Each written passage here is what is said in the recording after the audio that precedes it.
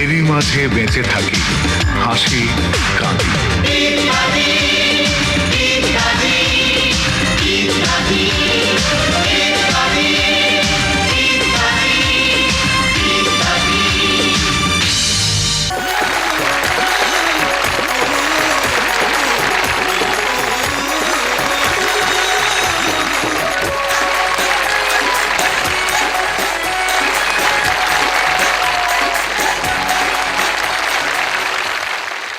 ময়মনসিংহ শহরের শশী লজের সামনে এই উন্মুক্ত প্রাঙ্গণে যারা বসে আছেন এবং এর বাইরে টিভি সেটের সামনে যে যেখানে যে অবস্থায় এই অনুষ্ঠান দেখছেন সবাইকে জানাচ্ছি সাদর সম্ভাষণ।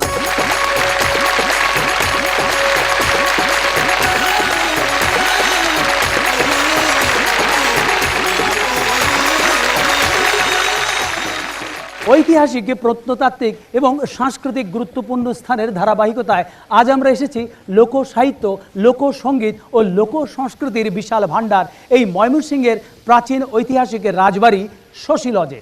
মহুয়া মলুয়া কাজল রেখার মতো এমনি অনেকে বিশ্ববিশ্রুত লোকজ পালাগান গীতিকা নিয়ে ময়মনসিংহ গীতিকা আমাদের বাংলা সাহিত্যকে যেমনি সমৃদ্ধ করেছে, তেমনি ময়মনসিংহে রয়েছে এই শশী লজের মতো আরও অনেকে প্রত্নতাত্ত্বিক গুরুত্ববাহী প্রাচীন নিদর্শন।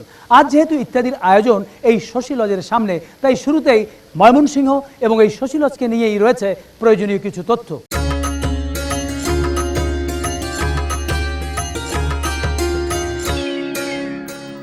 হাওর জঙ্গল মহিষের সিং, এই নিয়ে ময়মনসিংহের বিচিত্র ভৌগোলিক পরিবেশকে প্রকাশ করতেই এই কথাটি একসময় বহুল ব্যবহৃত হতো।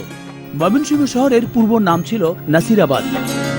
গবেষকদের মতে মুঘল আমলে মোমেন শাহ নামের একজন সাধকের নাম অনুসারেই অঞ্চলটির নাম হয় মোমেন শাহী। ময়মনসিংহ জেলার সৃষ্টি হয় 1787 সালে এবং এর সদর থানা সৃষ্টি হয় 1867 সালে। প্রকৃতির লীলাভূমি এই ময়মনসিংহে রয়েছে লোকজ সংস্কৃতির বিপুল ভাণ্ডার এবং নানা সুপ্রাচীন এবং ঐতিহাসিক নিদর্শন। রয়েছে মুক্তাগাছা জমিদার বাড়ি, গৌরীপুর লজ, আলেকজান্দ্রা ক্যাসেল,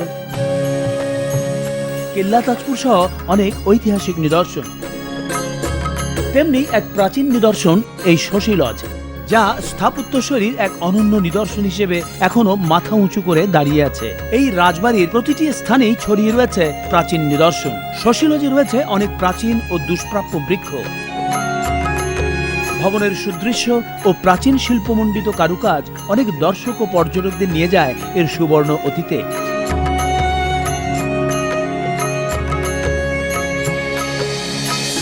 এই ভবনের পেছনেই রয়েছে দোতলা পুকুর ঘাট, জলঘর নামেই যার পরিচিতি।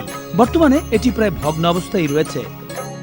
রাজবাড়ির প্রতিপত্তির সাক্ষী হয়ে পুকুরের পশ্চিম পাশে দাঁড়িয়ে আছে এখানকার সবচেয়ে প্রাচীন নাগলিঙ্গম গাছটি, যার ফল সে সময় হাতির খাবার হিসেবে ব্যবহৃত হতো। মহারাজা শশীকান্তের স্মৃতি আজও উজ্জ্বল হয়ে আছে এই শশী লজের আঙিনায়। বর্তমানে এই প্রত্নতাত্ত্বিক নিদর্শনটি টিচার্স ট্রেনিং কলেজ হিসেবে ব্যবহৃত হচ্ছে। জন্ম ও মৃত্যুর মাঝখানের অংশটা জীবন। এই জীবন আবার অনেক রকম: শিক্ষা জীবন, বেকার জীবন, কর্মজীবন, সংসার জীবন, অবসর জীবন এবং অবশেষে জীবন অবসান। জীবনের এই নানা পর্ব সর্বজনের ক্ষেত্রে গর্ব করার মতো নাও হতে পারে, কারণ মানুষের জীবন চিত্র, চাল চরিত্র হয় বিচিত্র। এবার আমরা তেমনি এক বিচিত্র চরিত্রের চিত্র দেখব। আপনার বায়োডাটায় আপনার ডেট অফ বার্থ মানে জন্ম তারিখ লেখেন নাই। বিষয়টা লই আমি একটু দোটানায় আছি। তার মানে হলো স্যার আমার সার্টিফিকেটের বয়স পাসপোর্টের বয়স আর আইডি কার্ডের বয়স আর আমার অরিজিনাল বয়স, এটা কোনোটার সাথে কোনোটার কোনো মিল নাই। তাই কোন বয়স দিয়ে আবার কোন ঝামেলা করি, এই জন্য ভাবলাম যে যেটা আপনাদের কাছে গ্রহণযোগ্য, আমি অ্যাকসেপ্টেড হবে, সেটাই আমি লিখিব। কমপ্লিকেটেড। আচ্ছা ঠিক আছে, আমরা নেক্সট প্রশ্ন যাই। আপনার বার্থ প্লেস, আই মিন জন্মস্থান কোথায়? জন্মস্থান আসলে একটা হাসপাতাল। আজকাল তো বেশিরভাগ শিশু হাসপাতালে জন্মগ্রহণ করে, আমারও সেরকম হাসপাতালেই জন্ম। চিরসুস্থ হাসপাতাল, লিফটে 3, ওয়ার্ড নম্বর 6, মগবাজার। তবে জন্মের 2 দিন পরে আমার মা আমারে কোলে করে নিয়ে গ্রামে চলে গেছে। তাই বুঝতে পারতেছি না যে আমি জন্মস্থান কি গ্রামেরটা লিখবো না আমার হাসপাতালেরটা লিখবো। আপনার ক্যারেক্টার সার্টিফিকেট, আই মিন চারিত্রিক সনদপত্র তো দেন নাই। না, ওটার কোনো দরকার আছে বলে তো আমি মনে করি না, যার কারণে আমি দিই নাই। চাকরির ক্ষেত্রে একজন প্রার্থীর চারিত্রিক সনদপত্র অত্যন্ত দরকার, আর আপনি বলছেন সেটা দরকার নেই। এটা যে কেন দরকার স্যার, আমি এটা ঠিক বুঝতে পারতেছি না। কারণ এটা তো একটা কাগজ, অনেক ফটোকপির দোকানে বুঝছেন এটা আপনি সিল সাপোর্ট কিনতে পাওয়া যায়, শুধু নাম ঠিকানাটা বসাই দিলে হয়। কথা তো স্যার গদবাদ ওই একটাই, এই মর্মে প্রত্যয়ন করা যাইতেছে যে অমুক ঠিকানার অমুক, সে আমার পরিচিত, সে কোনো রাষ্ট্রবিরোধী কর্মকাণ্ডে জড়িত নয়, তাহার স্বভাব চরিত্র ভালো, আমি তার মঙ্গল কামনা করি। ওটাই তো দরকার, আমাদের রেকর্ডে থাকবে। তাতে লাভ? ওই কাগজ দিয়ে কি করবেন? আজ পর্যন্ত কোনো চারিত্রিক সনদপত্রে দেখছেন যে কেউ লিখছে উনার স্বভাব চরিত্র খারাপ কিংবা উনি রাষ্ট্রবিরোধী কোনো কর্মকাণ্ডে জড়িত? যাক, আমাদের চাহিদা মতো কাগজপত্র না পেলে আপনার অ্যাপ্লিকেশনটা আমরা বিবেচনা করতে পারবো না। আপনি আসতে পারেন। তবে যাইবার আগে আপনাদের আমি একটা প্রশ্ন করব, এরকম চারিত্রিক সার্টিফিকেট দিয়ে আজ পর্যন্ত যত লোকেরা চাকরি দিয়েছেন, এই সার্টিফিকেটের লেখার সঙ্গে তাদের সবার কি চরিত্রের মিল পাইছে? তারা সবাই কি সৎ? উত্তরটা আপনারা জানেন, কিন্তু দিতে পারতেছেন না, কারণ এই উত্তর দিবার মতন সৎ সাহস আপনাদের নাই। যাকে আমি যাই, এরকম সার্টিফিকেট দিয়ে আমার চাকরি কোনো দরকার নেই। মানুষ চাকরি পায় না, আর এই ব্যক্তি চাকরি চায় না। অথচ মেয়ের জন্য কেউ যখন পাত্র চায় তখন খোঁজ করে পাত্রের আয়, সে কি করে, কত বেতন পায়। তাই রোজগেরে পাত্র পাওয়া মাত্র অভিভাবক রাজি হয়ে যায়। আমরা এবার সেটাই দেখব এই ঘটনায়।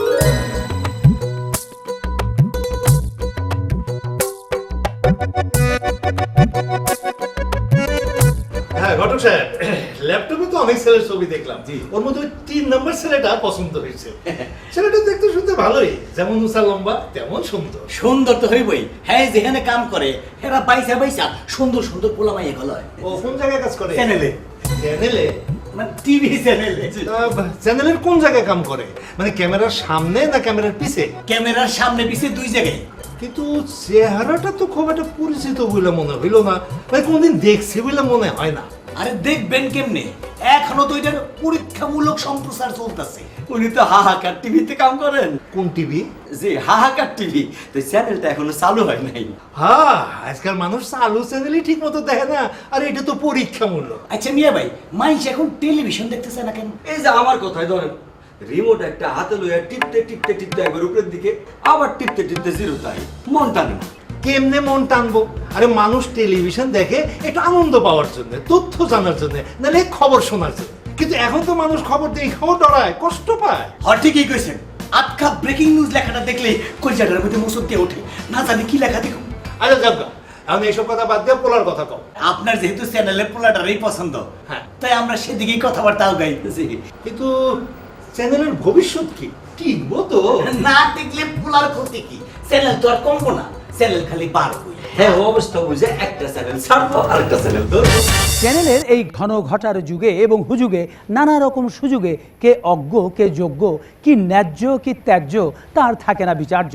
ফলে ধার্য করা কার্য অনিবার্যভাবে হাস্যকর হয়ে ওঠে। হাউইবাজি নিজেকে তারা বানাতে আত্মহারা হয়ে আত্মপ্রচারে, আত্মস্তুতিতে আত্মনিয়োগ করে। তেমনি এক আত্মঘোষিত শিল্পীর আত্মপ্রলাপ দেখুন। এখানে ওখানে যেখানে সেখানে আপনার মুখেই শুনি আপনি অনেক গুণী। নতুন কোন গুণের কথা জানাবেন কি আজ? আগামীতে করবেন আপনি আর কোন কোন কাজ? আমি প্রচার বিমুখ, আমি প্রচার বিমুখ, আমি তো নই আমার কথা বলে আমার মুখ, আমি প্রচার বিমুখ, আমি প্রচার বিমুখ। বেশ তবে সেই মুখে এবার বলেন, কোথায় ছিলেন, কার কৃপাতে এতটা পথ এলেন? সেসব কথা থাক, এখন একটু পেটাতে চাই আমি নিজের ঢাক। আরে নিজের ঢাকটা পেটাতে ভাই লাগে বড়ই সুখ। আমি প্রচার বিমুখ, বড়ই প্রচার বিমুখ, আমি প্রচার বিমুখ, আমি প্রচার বিমুখ। ঢাক পিটিয়ে কি কি ঢাকেন সে কথা বুঝলাম, এবার বলুন কোন বিষয়ে আপনার কত নাম? আমি গায়ক, আমি নায়ক, আমি গায়ক আমি নায়ক আমি বাদক আমি সাধক আমি টকার আমি জোকার আমি মেকার আমি বেকার আমি আউল আমি বাউল লোকে যত বলুক ফাউল ফাউল আমার আছে ভাড়া করা নিজেরই লোকজন লাইভ প্রোগ্রাম হলে তারাই করে টেলিফোন ঘাটটানের তখন তো বিনয়ে গলে যাই ওরা যা যা বলতে ভোলে নিজেই বলে যাই আমি নিজেই বলে যাই। এই এসেছে ফোন, বুঝতে পারছি ফিট করা লোকজন। হ্যালো, কে বলছেন, কোত্থেকে বলছেন, কাকে বলবেন বলে ফেলুন। হ্যালো, আমি নোমান। টিভির ভলিউমটা কমান। আপনি তো মহাগুণী, আপনার সব কথাই আমি প্রাণ দিয়ে শুনি। আহা, প্রাণ দেবেন না, প্রাণ দেবেন না, মারা যাবেন তবে। আপনারা না থাকেন যদি ওনাদের কি হবে? এর উত্তরে কি বলবো, শেখায়নি তো কেউ, শিখিয়ে যা দিয়েছিল ভুলে গেলাম সেও। ভুলে যাওয়া কথা মনে জাগছে, আপনাকে বাড়ি সুন্দর লাগছে। কাকে বলছেন শুনি, আমি নাকি উনি? আরে অত কি আর চিনি, যার জন্য প্রযোজ্য হয় নিয়ে নেবেন তিনি। লাইনটা কেটে দিল, কথাগুলো কার উদ্দেশ্যে ছিল? বোঝা কি আর শক্ত, উনি আমার ভক্ত, আমারই প্রশংসায় উনি পঞ্চমুখ, কিন্তু আমি প্রচার বিমুখ, বড়ই প্রচার বিমুখ, আমি প্রচার বিমুখ, আমি প্রচার বিমুখ। শুধু দর্শক দেখলেন তো, শুনলেন তো, বুঝলেন তো সব, কেমন গুণীদের উৎসব। আহা, পারছে গুণী কত, স্যাঁত সেতে মাটিতে ব্যাঙের ছাতার মতো। এ ধরনের ব্যাঙের ছাতা সদৃশ প্রতিভাহীন ব্যক্তির নিজের তুচ্ছতা ভুলে আকাশের উচ্চতা দাবি করে পুচ্ছ তুলে গুচ্ছ গুচ্ছ আত্মপ্রশংসার উঞ্চ বৃত্তিতে নিয়োজিত হবার বিপরীতে এবার আমরা দেখব একটি ভিন্ন ধর্মী শপথ গ্রহণ অনুষ্ঠান। দর্শক মণ্ডলী, এটি আমাদের ধারাবাহিক শপথ গ্রহণ অনুষ্ঠানের চতুর্থ পর্ব। প্রিয় ছাত্রছাত্রী, তোমরা গান শিখতে এসেছো, সেই জন্য প্রথমে আমি তোমাদের ধন্যবাদ জানাই। কারণ আজকাল গান বাজনা না শিখেই যেভাবে অনেকে তারকা হয়ে যাচ্ছে, তাতে গান বাজনার ভবিষ্যৎ নিয়ে আমি অত্যন্ত চিন্তিত। ক্লাস শুরুর আগে তোমরা সবাই আমার সঙ্গে শপথ বাক্য পাঠ করবে। যারা এই শপথ মেনে চলবে তারাই কেবল আমার এখানে গান শিখতে পারবে। তাহলে শুরু করি। আমি ওয়াদা করিতেছি যে সব সময় শুদ্ধ সঙ্গীতের চর্চা করিব, কম্পিউটারের সাহায্যে বেসুর কণ্ঠকে সুরে আনিবার অসুর কর্ম করিব না, অশালীন কথায় গান করিব না, গান পরিবেশনের সময় অহেতুক নাচানাচি করিব না, কখনোই নজরুল সঙ্গীত, রবীন্দ্রসঙ্গীত বা আমাদের লোকসঙ্গীতের সুরকে বিকৃত করিব না, কখনোই নিজেকে কিংবদন্তি, হার্টথ্রব, সঙ্গীত সম্রাট, বাউল সম্রাট ইত্যাদি বিশেষণে বিশেষিত করিব না।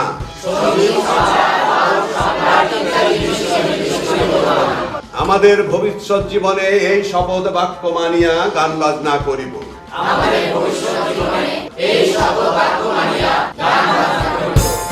দর্শক মণ্ডলী, শুরু করছি আমন্ত্রিত দর্শকদের জন্য পর্ব। এই পর্বে আমরা আপনাদের মাঝখান থেকে 4 জন দর্শক নির্বাচন করব।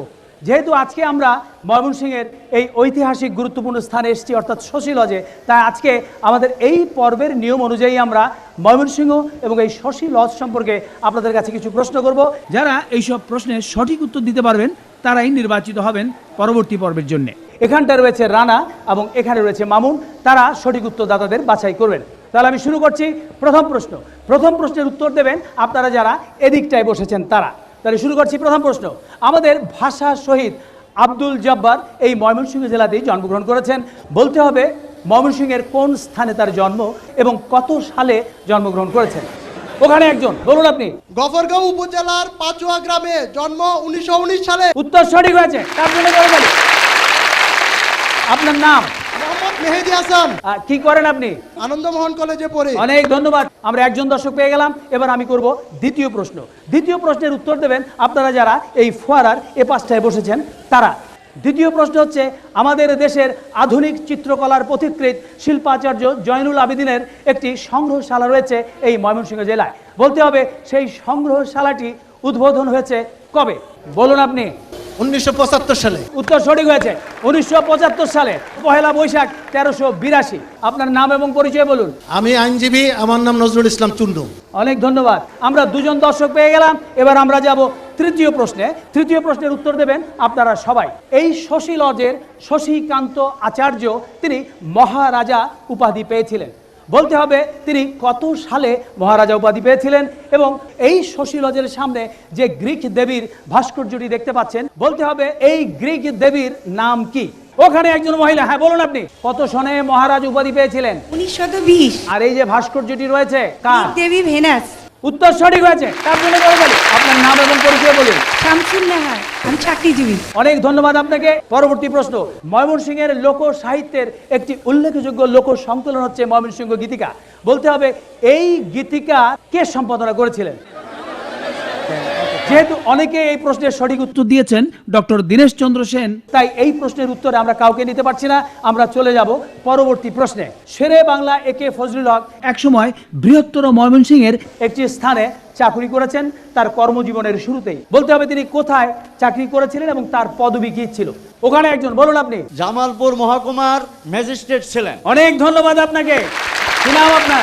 আমার নাম মোহাম্মদ হাফিজুর রহমান, আমি একজন মুক্তিযোদ্ধা। আমরা আজ এই পর্বের জন্য 4 জন দর্শক পেয়ে গেলাম, একজন মহিলা এবং 3 জন পুরুষ। আসলে আপনারা মঞ্চে চলে আসুন, তাদের জন্য বড় বড়।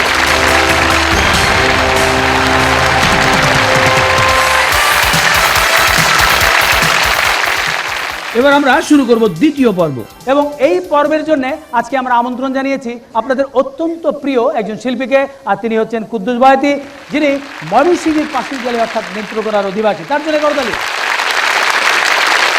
কুদ্দুস বয়াতি আজকে আমাদেরকে একটি গান শোনাবেন, যেই গানের মধ্যে রয়েছে ময়মনসিংহের কিছু উল্লেখযোগ্য বিষয়। এই গানটি লিখেছেন প্রয়াত আব্দুর রশিদ মিয়া। এই গানের উপর ভিত্তি করেই আপনাদের জন্য থাকবে আবারও কিছু প্রশ্ন। যিনি সবচেয়ে বেশি প্রশ্নের উত্তর দিতে পারবেন তিনি হবেন আজকে আমাদের কম্পিউটার বিজয়ী। তাহলে আমরা শুরু করছি কুদ্দুস বয়াতির গান।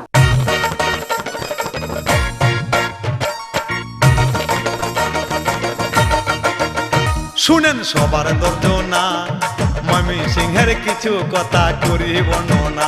শুনেন সবার দর্জনা, ময়মনসিংহের কিছু কথা করি বর্ণনা। আছে গফর গাঁয়ের গুডি বেঙ্গন বেগুন বাড়ির সিরা, মুক্তা গাছের মুন্ডা বাইসা বাংলাদেশে সেরা। আহা বেশ ভাই, সাবাস ভাই, বেশ ভাই। ফুলবাড়িয়ার কাঁচা হলুদ হালুয়া গাছের দান, বালুকারে লেডা কাটাল ঘুরে হুরের পান। আমি বেশি বলবো না, ময়মনসিংহের কিছু কথা করি বর্ণনা।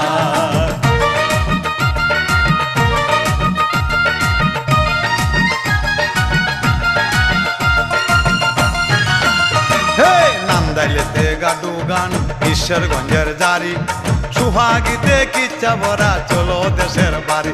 আহা বেশ ভাই, সাবাস ভাই, বেশ ভাই। কেল্লা তাজপুরে মাজার বিবি সখিনার, পুরুষ বেশে যুদ্ধ করিয়া মরণ চিন্তার। আমি বেশি বলবো না, ময়মনসিংহের কিছু কথা করি বর্ণনা।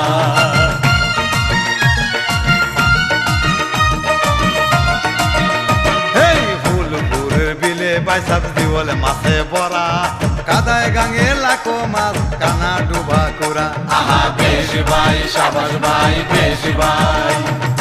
অনেক কিছু বাদ গেল, হাতে সময় নাই, এই গানেতেই শেষ করিলাম গাইনের বয়ান ভাই। আহা বেশ ভাই, সাবাস ভাই, বেশ ভাই। অনেক ধন্যবাদ। আমরা গান শুনলাম, এবার আপনাদের জন্য প্রশ্ন এই গান থেকেই। আপনাদের বলতে হবে কুদ্দুস বয়াতি তার গানে কোন জাতের বেগুন এবং কোন স্থানের খাদ্যের কথা বলেছেন। 2 নম্বর প্রশ্ন হচ্ছে তিনি ভালুকার কোন ধরনের কাঁঠাল এবং কোন জায়গার পানের কথা বলেছেন। তৃতীয় প্রশ্ন হচ্ছে কেল্লা তাজপুরে মাজার বিবি সখিনার কোন বেশে যুদ্ধ করে মরণ হয়েছিল তার। চতুর্থ প্রশ্ন হচ্ছে বলতে হবে ময়মনসিংহের কোন বিল জিওল মাছে ভরা। শেষ প্রশ্ন হচ্ছে তিনি কোন স্থানের ঘাটু গান এবং জারি গানের কথা বলেছেন। সময় শেষ। এবার আমরা দেখব কে সর্বাধিক প্রশ্নের সঠিক উত্তর দিতে পেরেছেন। আমরা ফলাফল পেয়ে গেছি। ফলাফলে দেখা যাচ্ছে এখানে যারা আছেন কেউই সবগুলো প্রশ্নের সঠিক উত্তর দিতে পারেননি, তবে চুন্নু সাহেব এবং হাফিজুর রহমান সাহেব দুজনেই সমান সংখ্যক প্রশ্নের উত্তর দিয়েছেন। তাই আজকে আমাদের কম্পিউটার বিজয়ী কে হবেন তা নির্বাচনের জন্য আরেকটি পর্ব করতে হচ্ছে, আর তা হলো আমরা আবারও কুদ্দুস বয়াতির গানটির অংশবিশেষ শুনবো এবং আপনাদের তাকে অনুকরণ করে অভিনয় করতে হবে, নাচতে হবে। আপনারা সবাই নাচলেও মূলত প্রতিযোগিতা হবে আপনাদের দুজনের মধ্যে। যিনি ভালো নাচতে পারবেন তিনি হবেন আজকের কম্পিউটার বিজয়ী। তাহলে শুরু করুন। শুনেন সবার গর্জনা, ময়মনসিংহের কিছু কথা করি বর্ণনা। আছে গফর গাঁয়ের গুডি বেগুন বেগুন বাড়ির সিরা, মুক্তা গাছের মুন্ডা বাইসা বাংলাদেশে সেরা। আহা বেশ ভাই সাবাস ভাই বেশ ভাই।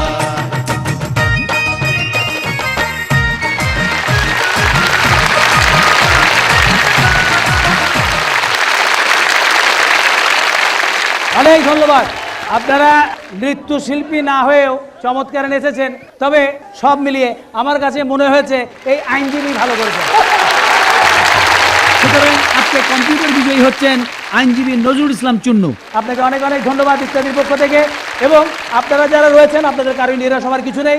আমাদের নিয়ম অনুযায়ী আপনাদের সবার জন্যই পুরস্কার রয়েছে। আমাদের কাছে মহামূল্যবান পুরস্কার বই রয়েছে, রয়েছে পরিবেশ বন্ধু গাছ, এছাড়াও রয়েছে কেয়ার গিফট সামগ্রী। এই পর্বে অংশগ্রহণ করার জন্য আপনাদের অনেক ধন্যবাদ। ধন্যবাদ কুদ্দুস বয়াতি এবং তার দলকে।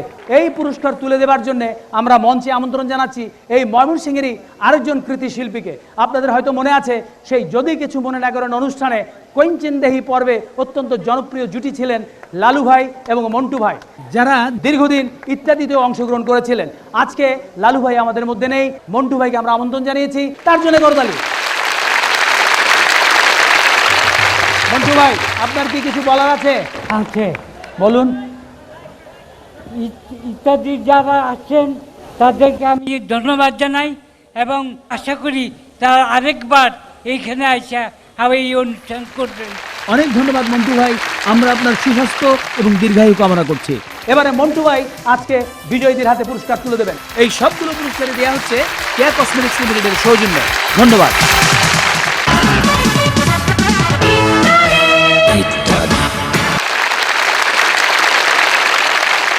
খাঁটি সোনা সারিয়া যে নেয়, নকল সোনা সেজন সোনা চেনে না। এটি একটি জনপ্রিয় লোকসঙ্গীতের লাইন। কিন্তু সোনা চেনা এবং লেনা দেনায় খাঁটি এবং নকল কোনটাতে যে ধকল সকল সময় তা বোঝা যায় না। তাই কেউ যেমন খাঁটি সোনা চায়, তেমনি কেউ আবার চায় না। কি ব্যাপার, তুমি আমাকে হঠাৎ এখানে কেন নিয়ে এলে? আজকে আমাদের বিবাহ বার্ষিকী, তাই আমি ঠিক করেছি তোমাকে একটা সারপ্রাইজ দেবো। এখানে সাজানো যে গহনা তোমার পছন্দ হবে আমি সেটাই তোমাকে কিনে দিব। প্রশ্নই আসে না। তার মানে? আচ্ছা, তুমি কি আমাকে মেরে ফেলতে চাও? কি বলছো তুমি? কেন, তুমি পেপার পত্রিকা পড়ো না, টিভির খবর দেখো না? প্রায় দেখছি গৃহকর্ত্রী খুন। আরে ওইটার সাথে গহনার কি সম্পর্ক?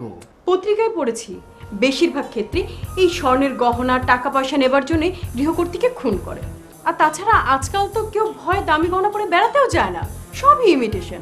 তার চেয়ে বরং চলো আমরা কিছু ইমিটেশনের গহনা কিনি। মনটাই খারাপ হয়ে গেল। প্লিজ মন খারাপ করো না লক্ষ্মীটি। শোনো, গহনার চেয়ে জীবনের মূল্য অনেক বেশি, ঠিক আছে? চল। জীবন নিয়ে ভয় হয়তো সবারই হয়, কারণ জীবনটা নয় ছয় করার বিষয় নয়। ভয়ের কারণেই তর্ক বিতর্ক হলেও সতর্ক ব্যবস্থা নেন অনেকেই, কারণ সাবধানের মার নেই। কাটেছা, আমরা মকবুল সাহেবের বাসায় যাব। ও আচ্ছা, আসেন আমার সঙ্গে। আসেন, ওনারা মকবুল সাহেবের বাসায় যায়। বসেন স্যার, বসেন। এই ফর্মটা ফিল আপ করেন। কিসের ফর্ম? স্যার এখানে বিস্তারিত লেখা আছে, নাম, ঠিকানা, টেলিফোন নম্বর, সময়, যার সাথে দেখা করবেন তার সাথে আপনার সম্পর্ক কি, এসব ইনফরমেশন স্যার। এইরকম সিস্টেম তো কোথাও দেখি নাই। আমাদের এখানে ছিল না, কিছুদিন আগে ফ্ল্যাট মালিক সমিতি এই নিয়মগুলি করছে স্যার।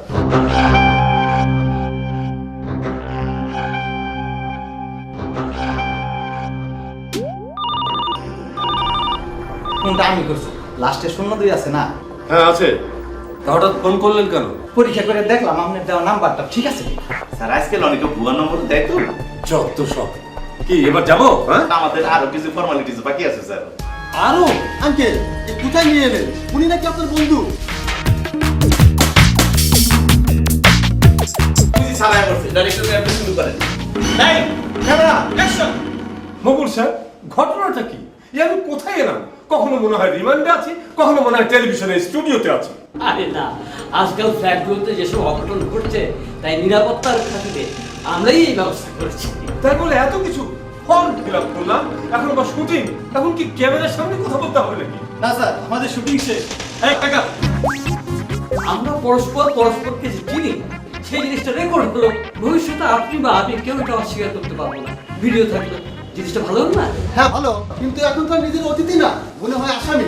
আপনারা হয়তো আসামি না, কিন্তু এভাবে অতিথির বেশে এসে অনেকেই আসামি হয়ে যায়, তখন আর কাউকে খুঁজে পাওয়া যায়। আমাদের এই পদ্ধতিতে অন্তত খুঁজে পেতে কোনো কষ্ট হবে না। চলেন এবার ঘরে যাই, চা খেতে খেতে আলাপ হয় না। সবকিছু সুন্দর হোক এই আমরা চাই। ময়মনসিংহের এই সুন্দর পরিবেশে এই কামনা নিয়েই মহুয়ার গান, গারো সম্প্রদায়ের গান এবং ময়মনসিংহের উপর লেখা একটি মৌলিক গানের অংশ নিয়ে স্থানীয় শিল্পীদের পরিবেশনায় এবারে রয়েছে একটি নৃত্যায়োজন।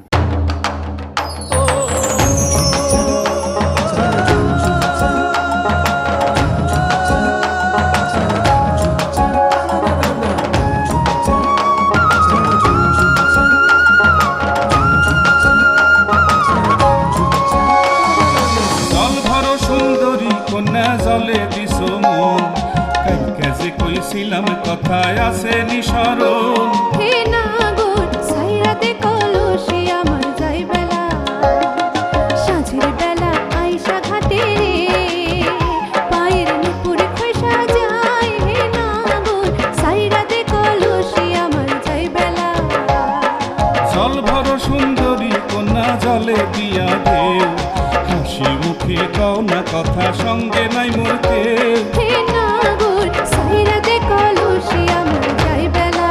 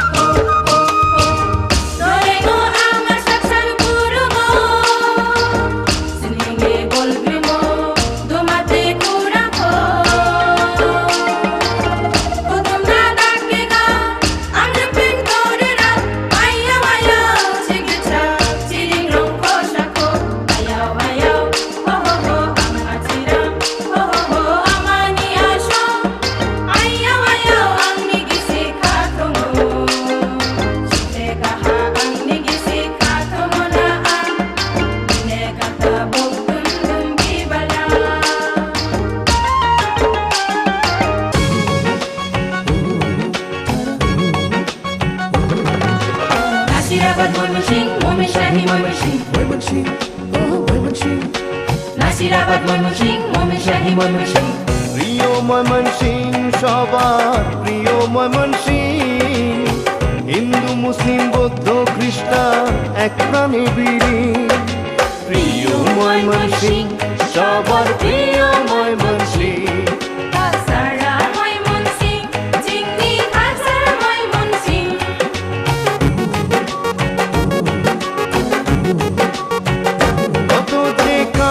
গাথা গীতিকাই ময়মনসিংহের দান, মহুয়া মলুয়ার সাথে কাজল রেখার গান। ও ভাই রে কান্দায় মনোপ্রাণ, হাজারো পার্বণ পালায় দেশি খেলায় জীবনটা রঙিন।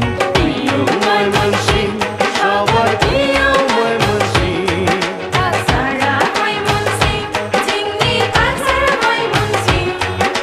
প্রিয় ময়মনসিংহ সবার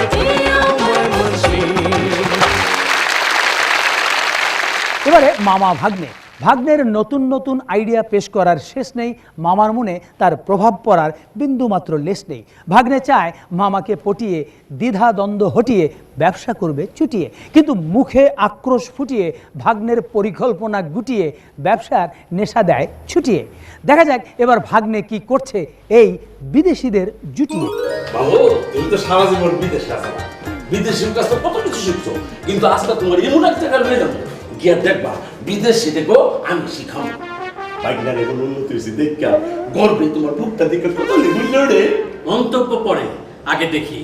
চলো আসো। গুনার বিবি সাবান মামা এই যে দেখো আয়সা বসে দেখো কত ফরেনার কোচিং করাইতেছি। এই রে তার হয়ে acting training centre. Good morning. Good morning. কথা কম কি শুরু করছস তুই? এইদিকে আয়। আরে মামা তখন ফরেন আর্টিস্ট ডিমান্ড পাইয়া গেছে।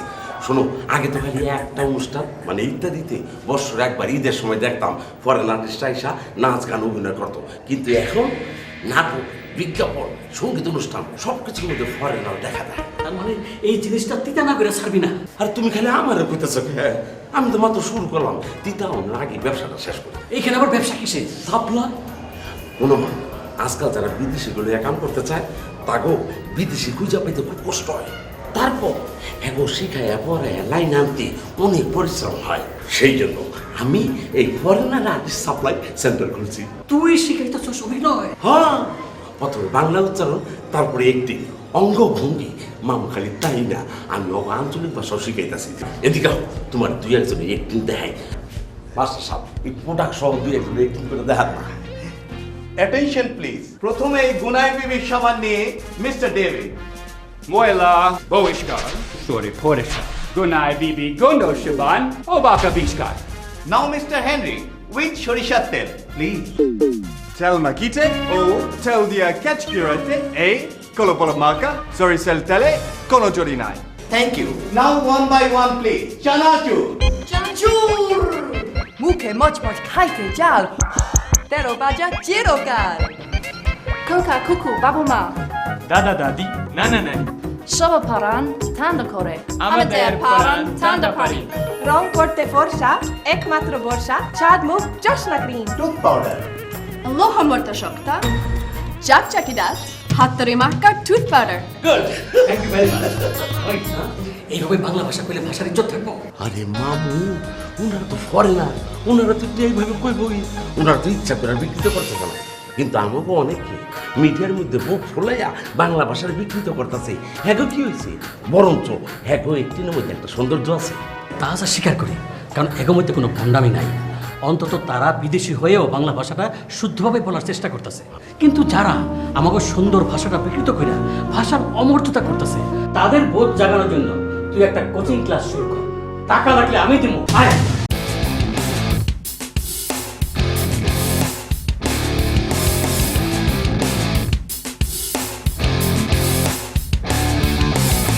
পর্দায় আমরা কিছু চিত্র দেখলাম, এর কোনোটিই আমাদের অচেনা নয়। চিত্র চেনা হলেও এর প্রভাব প্রতিক্রিয়া আমাদের অনেকেরই অজানা। বিশেষজ্ঞদের মতে বায়ু দূষণ, শব্দ দূষণ, পানি দূষণের মতোই আরেকটি ক্ষতিকর দূষণ হলো তড়িৎ দূষণ বা ইলেকট্রোপলিউশন। এই তড়িৎ দূষণের সাথে যেমন যুক্ত রয়েছে আধুনিক প্রযুক্তির তড়িৎ কৌশল যন্ত্রসমূহ, যেমন microwave oven, hair dryer, toaster প্রভৃতি, তেমনি তারহীন যোগাযোগ শিল্প। এই তারহীন যোগাযোগ শিল্পেরই অনুষঙ্গ মোবাইল ফোন এবং এর বেস টাওয়ার। মোবাইল ফোন আমাদের যোগাযোগ ব্যবস্থায় অভূতপূর্ব বৈপ্লবিক পরিবর্তন এনেছে, জীবনকে করেছে সহজ, গতিময় ও কর্মমুখর। পাশাপাশি বিশেষজ্ঞরা মনে করেন এই মোবাইল ফোন প্রযুক্তির মাত্রাতিরিক্ত, অপ্রয়োজনীয় ও অনিয়মতান্ত্রিক অপব্যবহার যোগাযোগ ব্যবস্থার উন্নয়নের সঙ্গে সঙ্গে আমাদের উপহার দিচ্ছে ক্ষতিকর তড়িৎ চুম্বকীয় বিকিরণ।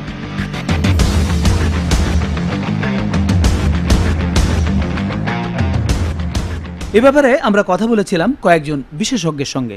সমস্ত দুনিয়ার মানুষ এখন অনেক বেশি তড়িৎচুম্বকীয় আঘাতের শিকার। International agency for research on cancer তাদের তথ্য মতে হু গুড করেছে যে যদি এই ইলেকট্রোম্যাগনেটিক রেডিয়েশনে কেউ থাকে, এটা ডোজ লেভেলের ভিতরে হলেও তার ক্ষতিকারক দিক রয়েছে এবং লং টার্ম ইউজ করলে এটাতে অনেক মারাত্মক রোগের ঝুঁকি রয়েছে। ইলেকট্রোম্যাগনেটিক ইম্পালস এমন একটা জিনিস, যখন একটা মোবাইল ফোন থেকে যে পরিমাণ বিকিরণ আমাদের শরীরে আসে বা বিকিরণ নির্গত হয় সেটা হলো প্রতি 15 মিনিটে আমার কর্ণ বা মস্তিষ্কের তাপমাত্রাকে 1 ডিগ্রি সেলসিয়াস বাড়িয়ে দিতে পারে। আর 20 মিনিট কথা বললে বা মোবাইল ফোনটা কানে ধরে রাখলে আমার মস্তিষ্কের টেম্পারেচার বেড়ে যাবে 2 ডিগ্রি সেলসিয়াস এবং একটা স্টেজে যে তাদের dilatation of the blood vessel এই পরিমাণে চলে যায় যে বিকিরণটা মস্তিষ্কে পৌঁছে যায়। তাহলে এই মোবাইল ফোন কানে অনেকক্ষণ ধরে রাখার জন্য যে জিনিসটা হচ্ছে তাপমাত্রা সৃষ্টির জন্য, সেটা হলো একটা মানুষের মস্তিষ্কের ফেটিগনেসটা চলে আসে। সেলফোন একটি গর্ভবতী মা একদম প্রয়োজন না হলে ব্যবহার করবে না, তেমনি একটা শিশুর কাছেও সেলফোনটি থাকা উচিত না, কারণ এটিও তার বর্ধনশীল শরীরকে, স্নায়ুতন্ত্রকে প্রভাবিত করে, তার শরীরের প্রতিরোধ ক্ষমতা কমে যায়। এবং ঘুমানোর সময় একটি মোবাইল ফোন অন্তত 5 থেকে 6 ফিট দূরে রাখার কথা, সেটিও কিন্তু রাখতে হবে। বাংলাদেশে মোবাইল টেলিফোনের যে অবকাঠামো গড়ে উঠেছে সেগুলোতে যে ধরনের বেতার যন্ত্রপাতি ব্যবহার করা হচ্ছে তার সবগুলোই আন্তর্জাতিক মানের এবং বিশ্বব্যাপী এগুলো ব্যবহৃত হচ্ছে। জনস্বাস্থ্য নিরাপত্তা সংক্রান্ত যে আশঙ্কাগুলো করা হয়েছে সেগুলো সঠিক নয়। ওয়ার্ল্ড হেলথ অর্গানাইজেশনও এটা নিয়ে অনেক স্টাডি করেছেন এবং international agency for research on cancer তারা যে রিপোর্ট দিয়েছেন সেই রিপোর্ট অনুযায়ী রেডিও তরঙ্গের লং টার্ম ইউজ করলে তাতে খুব মারাত্মক ব্যাধির ঝুঁকি রয়েছে। এসব বিষয় নিয়ে আমরা কথা বলেছিলাম বাংলাদেশ টেলিযোগাযোগ নিয়ন্ত্রণ কমিশন অর্থাৎ বিটিআরসির chairman major general Zia Ahmed PSC অবসরপ্রাপ্ত এর সঙ্গে। টেলিযোগাযোগ ব্যবস্থাটা তো কাজ করে মানে রেডিও ওয়েভ কিংবা ইলেকট্রোম্যাগনেটিক ওয়েভের উপরে, তো এটা তো একটা বিকিরণ, সে তার সঙ্গে একটা মানুষের শারীরিক অবস্থার একটা সম্পর্ক আছে। তবে আইটিইউ এবং ওয়ার্ল্ড হেলথ অর্গানাইজেশন এই বিষয়ে অনেক গবেষণা করছে, সেখানে তারা বলছে যে ইমিডিয়েটলি হয়তো কোনো এফেক্ট নেই, বাট লং টার্ম কোনো এফেক্ট থাকতে পারে উত্তাপজনিত কারণে আর কি, যে কানের কাছে নিলে একটা হিট জেনারেট করে, সেটা থেকে কোনো ক্ষতি সম্ভাবনা থাকতে পারে। তারা এটা নিয়ে এখন গবেষণা করছে। অথচ আমাদের দেশে মোবাইল ফোনে কথা বলার জন্য রকমারি অফার ও বিভিন্ন সুবিধা সম্বলিত প্যাকেজ দিয়ে সারা রাত ধরে মানুষকে কথা বলার জন্য প্রলুব্ধ করলেও এর ক্ষতিকারক দিক সম্পর্কে মানুষকে সচেতন করার কোনো উদ্যোগ লক্ষ্য করা যায় না। সারা রাত ধরে কথা বলা বা অফ পিক আওয়ারে যে কথা বলা, এই অফ পিক আওয়ারের কথা বলার প্রচলন কিন্তু পৃথিবীর সর্বত্রই রয়েছে, এতে কোনো সমস্যা নেই। এখানে উল্লেখ্য যে বিদেশে সাধারণত মোবাইল ফোনের এই প্যাকেজের অ্যাডভার্টাইজমেন্ট হয় না, তো আমাদের দেশে এটা একটু ব্যতিক্রম ধর্মী এবং আমরা একটু বেশি উৎসাহী। কাজে এই উৎসাহী প্যাকেজের সাথে যেন তার সাবধান বাণীটা থাকে, সেটাই আমি প্রত্যাশা করছি। বলা হয়ে থাকে যে রাত 12টার পরে অত্যন্ত সুলভে আপনি সারা রাত কথা বলতে পারবেন। যারা এই কাজটা করতে চায় পরের দিন সকালে ডেফিনেটলি সে ফিজিক্যালি মেন্টালি ফেটিক হচ্ছে, স্কুলে গিয়ে তার মনটা থাকছে না, তার কাজের আউটপুটটা কমে যাচ্ছে, তার পারফরমেন্স কমে যাচ্ছে। মোবাইল টেলিফোন বেশি ব্যবহার করলে মেমোরি লস হচ্ছে। আমি একটা সুবিধাকে মানে কি বলবো যে অতিরিক্ত ব্যবহারের ফলে সেটা আমি অসুবিধার কারণ না করলাম। যাই হোক না কেন, মানে এটা যাতে মানুষের শরীরের উপর ক্ষতি না করে সেজন্য সবারই সচেতন থাকা দরকার। নন স্ট্যান্ডার্ড ইকুইপমেন্ট বাংলাদেশে না আসতে পারে সেজন্য আমরা যথেষ্ট সতর্কভাবে কাজ করি। তবে অনেক সময় এদিক সেদিক থেকে কিছু এসে যায়, যেমন নকল মোবাইল সেট আসে। কিছুদিন আগে আমরা একসাথে 83,000 নকল সেট ধরেছি। মোবাইল ফোনের বিকিরণের পাশাপাশি রয়েছে এর স্বল্প উচ্চতার বেজ স্টেশন বা টাওয়ার এন্টেনা। এই টাওয়ার থেকে প্রতিনিয়তই নির্গত হচ্ছে তড়িৎ চৌম্বকীয় বিকিরণ। এই বেস টাওয়ারগুলো আমাদের দেশে যত্রতত্র স্থাপন করা হচ্ছে, যেমন মানুষের বাড়ি, স্কুল, কলেজ, ইউনিভার্সিটি, হসপিটাল এবং এমন কোনো জায়গা নাই যেখানে এটা স্থাপন করা হচ্ছে না। এখান থেকে 24 আওয়ার্স রেডিয়েশন নির্গত হচ্ছে। মোবাইলের টাওয়ারে যে যন্ত্রগুলো ব্যবহার করা হয় এবং সেই যন্ত্র থেকে যে পরিমাণ বৈদ্যুতিক বিকিরণ যেটা হয়ে থাকে সেগুলো সহনীয় পর্যায়ে রাখা হয়েছে অত্যন্ত কড়াভাবে।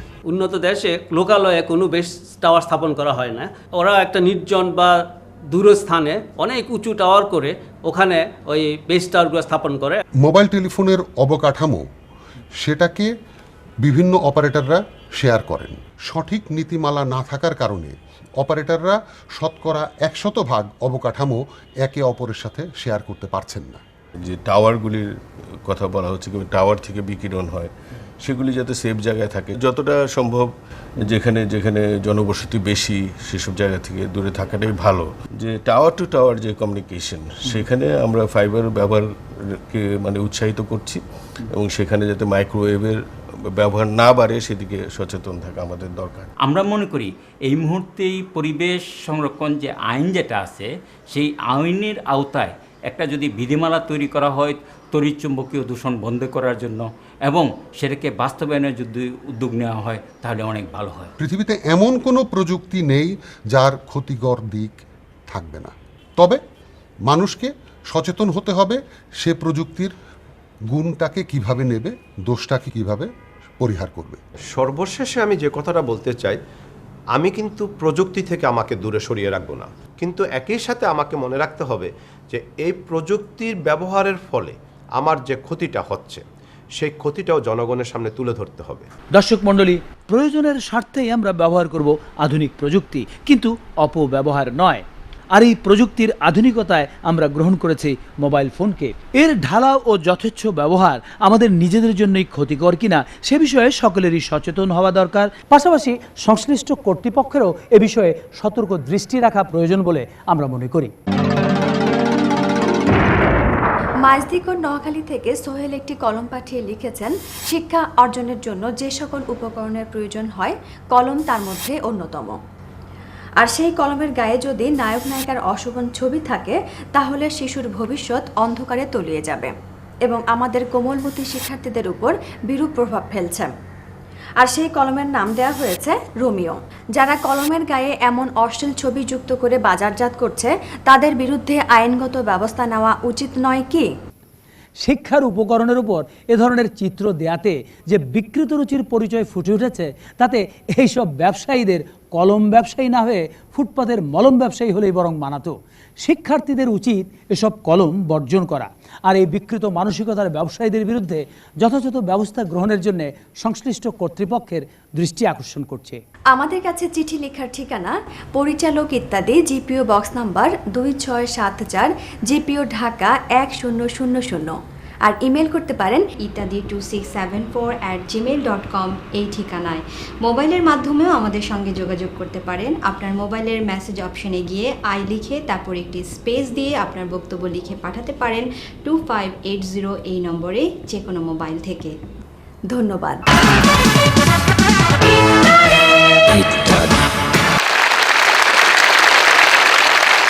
অসুখ অবশ্যই সুখের নয়, তবুও দেহ ও মনে অসুখ হয়, নানা পদ্ধতি তার নিরাময়। কবিরাজি বা হোমিওপ্যাথি, হেকিমি বা এলোপ্যাথি, সঙ্গে সবার সিম্প্যাথি, অর্থাৎ আমরা হই সমব্যথী। এর বাইরে এক নতুন পদ্ধতি প্রয়োগ করেছেন ইনি। দেখা যাক আমরা কি পদ্ধতিটি চিনি। ও মা, ওরে বাবা, কই গো, শুনছো? আসি, ডিমটা ভাইজা আসি। ও মা, আমি তো যন্ত্রণায় টিকতে পারতেছি না, মাথায় যন্ত্রণা, মাথা তুলতে পারছি না। আমি তো নিজেও ঠিক বুঝতে পারতেছি না কি করব, শুয়ে থাকো। কিন্তু ছেলে মেয়েদের তো অনেক কষ্ট হচ্ছে, তোমারও খুব কষ্ট হচ্ছে, কি যে করি। শোনো, এক কাজ করি, দেশ থেকে আমার ছোট বোনটারে নিয়ে আসি। যে কয়দিন তুমি অসুস্থ থাকবা সেই কয়দিন এসে থাকলো। ও মা, এ দেখি উঠা বসলো। কি হলো, উঠলা কেন? শরীরটা একটু ভাল লাগছে। এই ভালো ভালো না, আবারও শুয়ে পড়বা। সেই জন্য বলি আমার বোনটা এসে কয়টা দিন থাকুক। এই কয়দিন তোমার আর কিছু করতে হবে না, খালি খাওয়া দাওয়া করবে আর ঘুমাবে। সংসার দেখার দায়িত্ব আমার বোনের। না না, কষ্ট করে তোমার বোনরা আনার দরকার নেই, কত দূরে থাকে, আসতে যেতে কতগুলো টাকাও নষ্ট হবে। খালি খালি তোমার বোনের কষ্ট দিও না, আমি কালকের মধ্যেই ঠিক হয়ে যাব। ওমা, আমার বোন আসার কথা শুই না অসুখ ভালো হয়ে গেল। বউয়ের অসুখের ওষুধটা পাইছি, এখন যদি খালি অসুখ অসুখ করে আর শুয়ে থাকে তাইলে দেশ থেকে বোনরা আনার কথা বলবো, অসুখের পরীক্ষাটাও হয়ে যাবে। এলোপ্যাথি হোমিওপ্যাথি নয়, এই পদ্ধতির নাম দেয়া যায় মনোপ্যাথি, যার কোনো পার্শ্ব প্রতিক্রিয়া নেই, শুধু ক্রিয়া আছে। তবে ক্রিয়া প্রতিক্রিয়া শুধু স্বামী স্ত্রীর মধ্যেই নয়, অনেক সময় সন্তানের মধ্যেও হয়। চলুন দেখা যাক সেই ক্রিয়ার ধরন কি আর কারণ কি।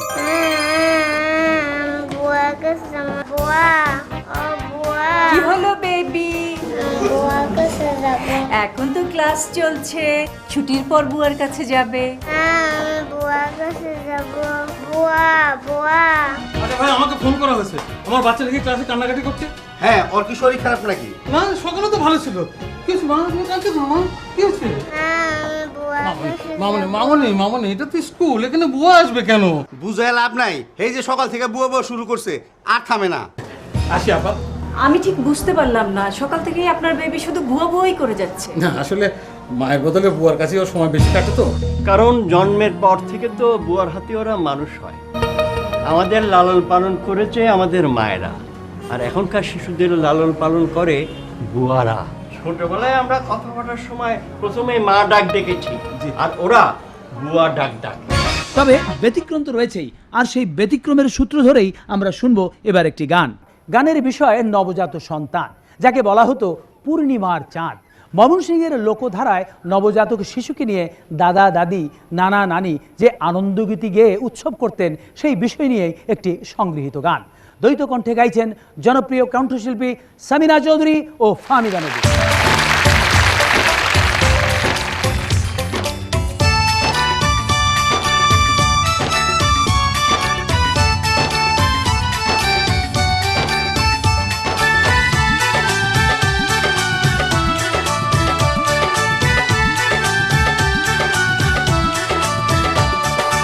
আনন্দ হইল গো বালির বিনন্দিত মোহন, আরে আনন্দ হইল গো বালির বিনন্দিত মোহন।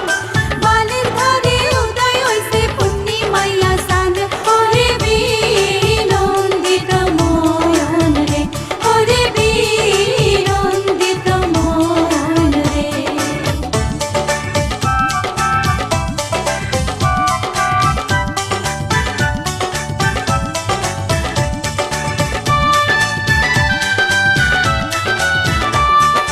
এই কথা শুনিয়া দাদা আইলো, আরে লাল গামছা লইয়া। আহা, এই কথা শুনিয়া দাদা আইলো, আরে লাল গামছা লইয়া। তোমরা খাও আমি নাচি নাতি গুলো লইয়া রে, সান গুলো লইয়া রে। বিনন্দিত ময়ন রে, ওরে বিনন্দিত ময়ন রে।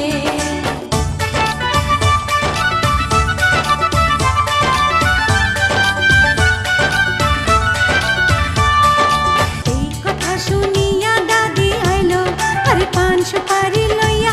আহা, এই কথা শুনিয়া দাদি আইলো, পান সুপারি লইয়া। তোমরা খাও আমি নাচি নাতি গুলো লইয়া রে, সান গুলো লইয়া রে। বিনন্দিত মন রে, ওরে বিনন্দিত মন রে।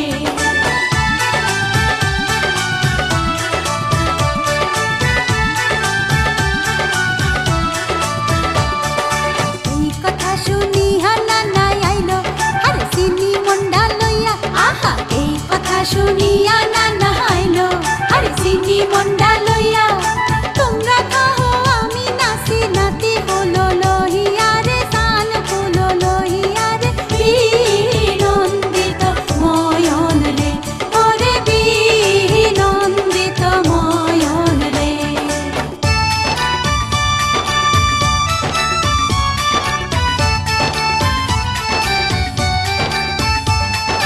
এই কথা শুনিয়া নানি আইলো, আরে খইয়ের খুশি লইয়া। আহা, এই কথা শুনিয়া নানি আইলো, আরে খইয়ের খুশি লইয়া।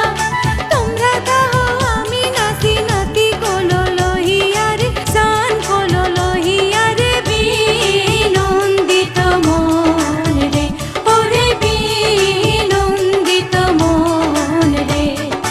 আনন্দ হইল গো বালির বিনন্দিত মোহন, আনন্দ হইল গো বালির বিনন্দিত মোহন।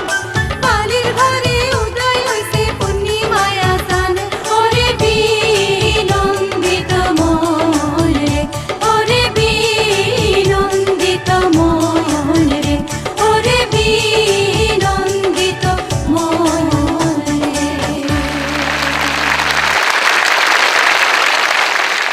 দাদা দাদি নানা নানির গান শুনলাম, কিন্তু আমাদের নানি নাতিকে নিয়ে এমন গান কি গাইবে? নাকি অন্য কিছু চাইবে কে জানে। কি রে নাতি, আজ দেখি তুই রং বেরঙের কাপড় কিনছ। হ্যাঁ, আজকে একটা নতুন জামা কিনলাম, কিন্তু রং বেরংটা তো বুঝলাম না। এত কিছু বুঝোস আর রং বেরং বুঝোস না? রংটা বুঝি, কিন্তু বেরংটা তো বুঝলাম না। সেইটা আবার কি? তোরা তো বুঝনের কাম নাই। এমনি আমার অনুষ্ঠানের দেরি হয়ে যাইতেছে, সন্ধ্যার মধ্যে গায়ে হলুদের অনুষ্ঠান, তার মধ্যে আবার জাম ঠেলা যেতে কতক্ষণ লাগবে কেডাই জানে। কি এর অনুষ্ঠান কইলে? আমার বান্ধবীর পুলার গায়ে হলুদের অনুষ্ঠান। এই কথাটাও ঠিক না, এইটা হইব মুখে কাঁচা হলুদ মাখনের অনুষ্ঠান। ওই সারা দুনিয়ার লোকে গায়ে হলুদের অনুষ্ঠান কয়, তোর কথা হেরে বদলাই যাইব রে? যাইব কি যাইব না সেইটা জানি না, কিন্তু এইটা ঠিক না, সেইটা আমি মানতে রাজি না। বে ঠিকটা কি? আজ পর্যন্ত কোনো গায়ে হলুদের অনুষ্ঠানে তুমি কেউ দেখছো যে গায়ে হলুদ দিতে? হ্যাঁ, সবাই গালে নাইলে কপালে একটু হলুদ ছোঁয়ায় দেয়, আর গায়ে দিলে তো সেটা আলাদাভাবে নিজে নিজে দেয়, এই অনুষ্ঠানের মধ্যে দেয় না। আর হলুদ বলতে আমরা যে হলুদটারে চিনি সেইটাও কিন্তু কেউ দেয় না, দেয় কাঁচা হলুদ। সেই জন্য কথাটা হওয়া উচিত গালে কপালে বা মুখে কাঁচা হলুদ মাখনের অনুষ্ঠান। সব 2 নম্বরই কথা। এইটা 2 নাম্বার না, বরং 2 নাম্বার অনেক কিছুরই এখন অনেকে 1 নাম্বার করে চালানোর চেষ্টা করে। আর যে নিজেই নিজের জিনিসরে 1 নাম্বার কয়, হে নিজেই তো 2 নাম্বার। তোর পয়সা থামাবি? থামাইলাম। এখন যা, আমার লাগে একটা সিএনজি লই আয়। ট্যাক্সি, মাইক্রোবাস না অটো রিক্সা কোনটা? ওই তুই কি সিএনজি চিনিস না? চিনি বলে তো না পেছাইয়া কইলাম কোনটা আনো। যেটি কইলাম এটি সবটি গ্যাসে চলে, মানে সিএনজিতে। আমি তো গ্যাসে ডাকতে পারব না। আর তোমার কথা মতো যদি ডাকতে যাই, তাহলে যে সব গাড়ি ডিজেলে বা পেট্রোলে চলে ওইগুলোর তো ডাকা উচিত এমনে। ওই পেট্রোল যাইবা, ওই ডিজেল যাইবা, সেই জন্য কইতে হইব বুঝা আর শুনতে হইব বুঝা। বুঝছো? বুঝছি। আমার সাথে এত বড় বুঝদার লোক থাকতে আমার আবার চিন্তা কিসের? চল। আচ্ছা কিসে যাইবা? সিএনজিতে, পেট্রোলে, ডিজেলে না অকটেনে? কেরোসিনে যাবো। আচ্ছা ঠিক আছে, চলো রিক্সায় চলো, কেরোসিনে তো আর গাড়ি চলে না। তুই কি আমার অনুষ্ঠানে যাইতে দিবি? আরে দেব, কাইজা না করে যাও, হাইজা হ। তুই চল চল। দর্শক মণ্ডলী, এবার একটি ভিন্ন প্রসঙ্গ। আমরা জানি হিংস্র প্রাণী ক্ষুধা নিবারণের জন্য প্রয়োজনে শিকার করে, কিন্তু তারা কখনোই নিজের প্রজাতিকে শিকার করে না। অর্থাৎ বাঘ বাঘকে শিকার করে না, সিংহ শিকার করে না সিংহকে। কিন্তু আমরা মানুষ, আমরা কি এইসব হিংস্র প্রাণীর চেয়েও হিংস্র হয়ে যাচ্ছে? আর যে কারণে এই প্রশ্ন, এবার তেমনই একটি চিত্র আপনাদের সামনে তুলে ধরব। দর্শক মণ্ডলী, গত 2 মে 2012 তারিখে ধানমন্ডি থেকে আলিফ ইমরান খান নামক এক যুবক আমাদের কাছে একটি চিঠি পাঠান। যেই চিঠিতে ছিল তার জীবনের এক ভয়াবহ অভিজ্ঞতার বর্ণনা। চিঠি পেয়ে আমরা আলিফের সঙ্গে যোগাযোগ করি। এবার আমরা আলিফের মুখেই শুনব সেই ঘটনা। আমি আলিফ ইমরান খান, ইস্টার্ন ইউনিভার্সিটির 4th সেমিস্টার স্টুডেন্ট। আমরা 4 বন্ধু হঠাৎ করে প্ল্যান করি আমরা সিলেটে ঘুরে আসবো। তো 28শে মার্চ আমরা যখন সিলেট থেকে আসছি ঢাকায় ট্রেনে, এবং শ্রীমঙ্গল থেকে শায়েস্তাগঞ্জের মাঝামাঝি আমি কিছু পাহাড়ি কিছু দৃশ্য দেখতে পেলাম, এবং আমি যখন আমার ক্যামেরা দিয়ে কিছু ল্যান্ডস্কেপের ছবি তুলছিলাম, হঠাৎ করে দেখি একটি শব্দ হলো। শব্দ হতেই আমি হাতের দিকে তাকিয়ে দেখি যে অঝরে রক্ত পড়ছে, যে আমার হাত একদম পুরো ফাঁক হয়ে রয়েছে এবং পুরো আঙ্গুলটা পড়ে গেছে। এবং তা দেখতেই আমার পাশে একটি মহিলা দাঁড়িয়েছিলেন, যিনি চিৎকার করে অজ্ঞান হয়ে পড়ে গেলেন। এবং আমরা হবিগঞ্জ হসপিটালে গিয়ে ব্যান্ডেজ করলাম, এবং সাথে সাথেই আমরা একটি অ্যাম্বুলেন্স নিয়ে ঢাকায় পৌঁছি। ট্রেন যাত্রার সময় আলিফ যে ক্যামেরায় ওই স্থানের নৈসর্গিক সৌন্দর্যের ছবি তুলছিল, সেই ক্যামেরারই অটো শাটারে ধরা পড়ে ওই সৌন্দর্যের আড়ালে আর এক ভয়ঙ্কর দৃশ্য।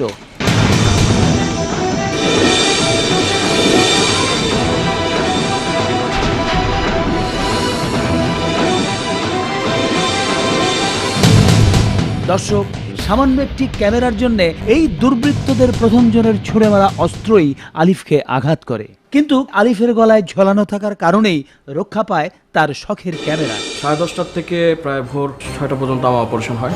দীর্ঘ সময় অপারেশনের পর আমি জানতে পারি, ডাক্তার বললো আমার 4টি রগ কাটা গেছে, যেটা পুপ দিয়েছে বাইরে থেকে আমার ক্যামেরা ছিঁড়ে নেওয়ার জন্য। আর একটু যদি দেরি হতো তাহলে আমার হাত হতো সারা জীবনের জন্য অচল হয়ে যেত। দর্শক মণ্ডলী, আমি এখন দাঁড়িয়ে আছি মৌলভীবাজার জেলার শ্রীমঙ্গল থানার সাতগাঁ ইউনিয়নের সাতগাঁও চা বাগানের পাশে লসনা নামক স্থানে, এবং একটি রেল লাইনের ধারে।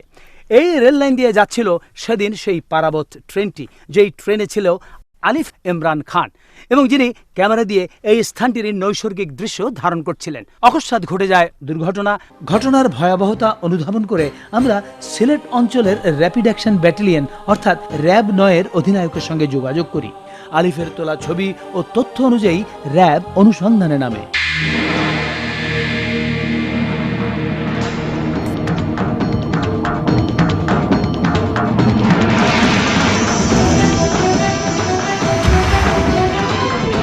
সপ্তাহ চেষ্টা করার পর গত 29 মে বিকালে 5:30টায় র্যাবের ঐকান্তিক প্রচেষ্টায় ধরা পড়ে এই 3 দুর্বৃত্ত।